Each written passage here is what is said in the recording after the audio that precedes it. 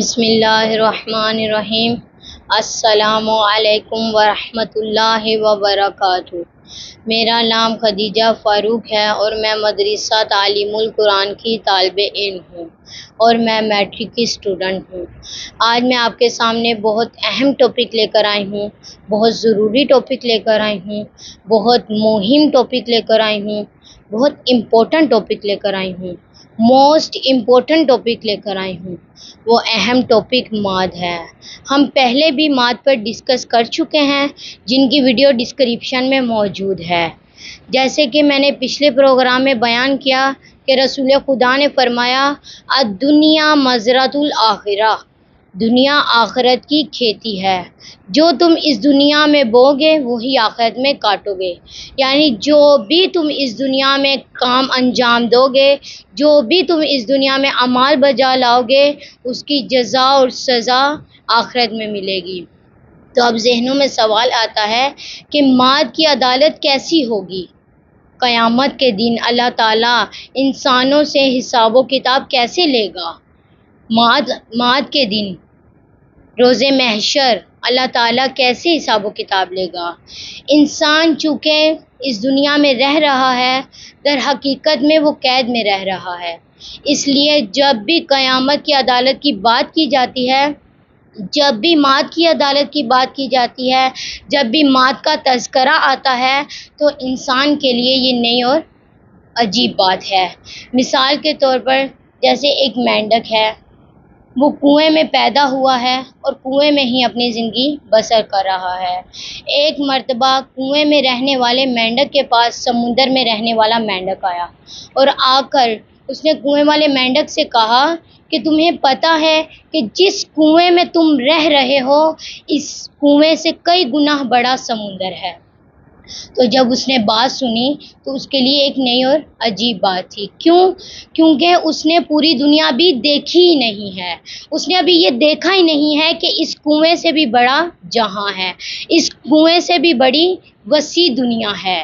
جس طرح سے کنویں اور سمندر میں فرق ہے، بالکل اسی طرح سے دنیا کی زندگی اور آخرت کی زندگی میں بھی بہت فرق ہے، اور اسی طرح سے دنیا کی عدالت اور آخرت کی عدالت میں بھی بہت زیادہ فرق ہے۔ اب یہاں سوال ہے کہ دنیا کی عدالت اور آخرت کی عدالت میں کیا فرق ہے؟ ہم دیکھیں، جو بھی انسان کام انجام دیتا ہے، جو بھی انسان اعمال کرتا ہے، ان کا مقدمہ 3 عدالتوں میں جاتا ہے، جو اس دنیا کی 3 عدالتیں ہیں۔ سب سے پہلے جو انسان کے اعمال کا مقدمہ جاتا ہے، جس عدالت میں جاتا ہے، وہ ملکی عدالت ہے، جو کہ کمزور ہے، جو کہ ناقص ہے، جہاں مکمل طور پہ انصاف نہیں ملتا۔ کیونکہ یہاں کا قانون ناقص ہے، یہاں کے جج نااہل ہیں، رشوتیں چلتی ہیں، مجرم جرم کر کے فرار ہو جاتا ہے اور مظلوم کو اس کا حق نہیں ملتا۔ اور دوسری عدالت جہاں انسان کے اعمال کا مقدمہ جاتا ہے، وہ مکافات عمل ہے۔ ہم کچھ ایسے بھی اعمال انسان کے ہیں جو انسان کے اعمال اثرات کرتے ہیں۔ کبھی انسان کو جلدی سے نتیجہ مل جاتا ہے، کبھی انسان کو بہت دیر سے نتیجہ ملتا ہے۔ مثال کے طور پر جیسے کوئی بھی اپنی آنکھ میں کوئی بھی چیز مار لیتا ہے، جب اس کی آنکھ ضائع ہو جاتی ہے، یہ مکافات عمل یعنی اس کے اپنے اعمال کا نتیجہ پانا، مکافات عمل یعنی ایکشنز کا ریئیکشن پانا۔ مکافات عمل کا اعمال کے ساتھ اس طرح تعلق ہے جس طرح سے آگ اور حرارت کا ہے، جس طرح سے آگ اور گرمی کا تعلق ہے۔ جہاں آگ لگے گی وہاں گرمی ضرور ہوگی۔ ہم دیکھیں، یہ بھی عدالت ناقص ہے کہ جہاں انسان کو مکمل طور پہ انصاف نہیں ملتا۔ کچھ ایسے بھی لوگ ہیں جو اس عدالت کی گرفت سے چھٹکارا پا لیتے ہیں، جو بچ جاتے ہیں۔ اور جو تیسری عدالت جہاں انسان کے اعمال کا مقدمہ جاتا ہے، وہ ضمیر کی عدالت ہے۔ ضمیر کی عدالت یعنی انسان کے دل کی آواز، یعنی انسان کے اندر ایسی طاقت موجود ہے جسے فلاسفر نے عقل عملی کہا ہے، جسے ہم کامن سینس بھی کہتے ہیں، اور اسے ضمیر کے نام سے بھی جانا جاتا ہے، اور قرآن اسے نفس لوامہ کہتا ہے۔ جیسے ہی انسان اچھا کام کرے یا برا کام کرے انسان کو کچھ محسوس ہوتا ہے۔ اگر انسان کوئی اچھا کام کرتا ہے تو انسان کو اچھا محسوس ہوتا ہے، اگر انسان کوئی برا کام کرتا ہے تو انسان کو برا محسوس ہوتا ہے۔ یہ تمام فیلنگز انسان میں تب آتی ہیں جب انسان کا ضمیر انسان کو ملامت اور مذمت کرتا ہے، جب انسان کا ضمیر انسان کو جھنجھوڑتا ہے۔ جہاں ہم دیکھیں ہمارا ضمیر ہمیں ملامت کرتا ہے، وہاں کچھ ایسے بھی لوگ ہیں جن کا ضمیر ملامت نہیں کرتا۔ در حقیقت میں یہ ایسے لوگ ہوتے ہیں کہ جن کا ضمیر مردہ ہوتا ہے۔ ہم دیکھیں اس دنیا میں 3 عدالتیں ہیں جہاں مکمل طور پہ انصاف نہیں ملتا، جہاں انسان کو مکمل طور پہ انسان کے اعمال کی جزا اور سزا نہیں ملتی۔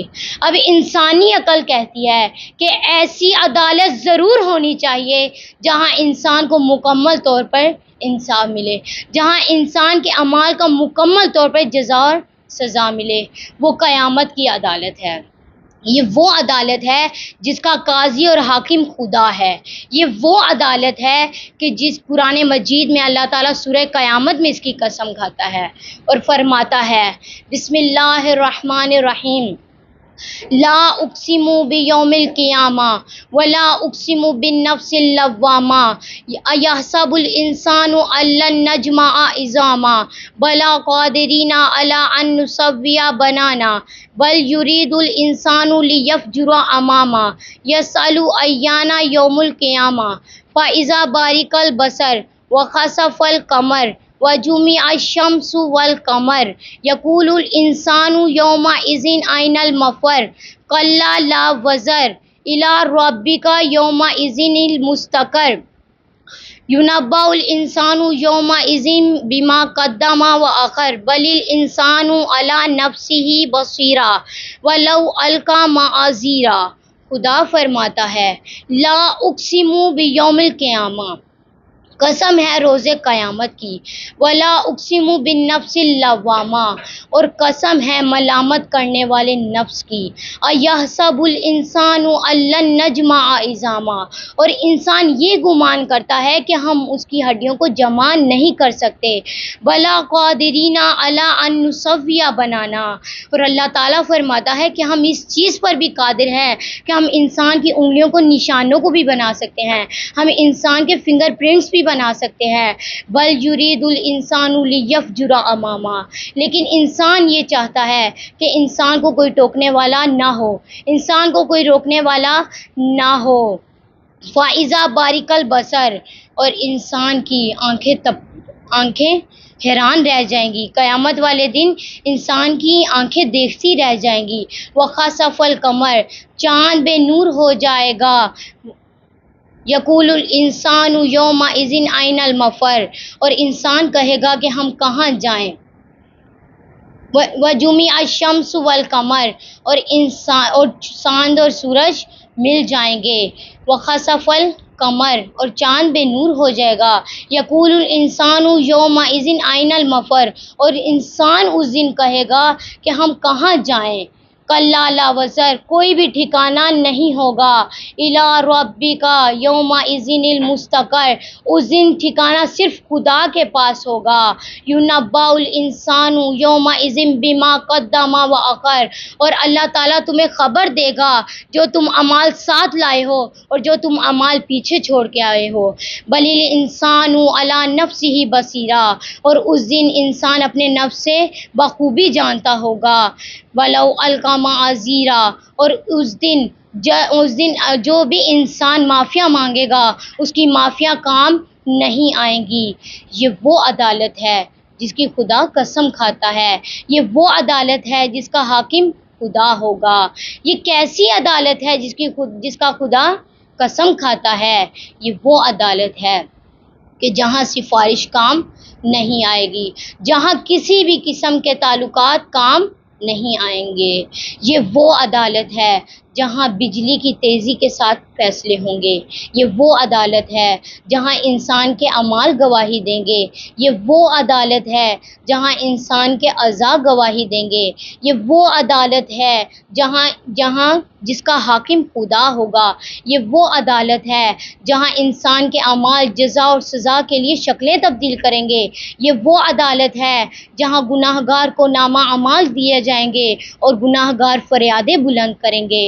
خدا سورہ کہف کی آیت نمبر 9 میں فرماتا ہے، ما لہذا الکتاب لا یغادر صغیرۃ ولا کبیرہ الا احصاها۔ خدا فرماتا ہے، گناہ گار کہیں گے، ما لہذا الکتاب، یہ کیسی کتاب ہے، لا یغادر، جس نے نہیں چھوڑا، صغیرۃ ولا کبیرہ، چھوٹے سے چھوٹا گناہ اور بڑے سے بڑا گناہ، بلکہ کیا کیا، الا احصاها، بلکہ سب کچھ درج کر لیا۔ خدا قرآن میں فرماتا ہے کہ گناہ گار کہیں گے کہ یہ کیسی کتاب ہے جس نے چھوٹے سے چھوٹا بھی گناہ درج کیا اور بڑے سے بڑا بھی گناہ درج کیا اور کچھ بھی نہیں چھوڑا، کوئی بھی گناہ انسان کا نہیں چھوڑا۔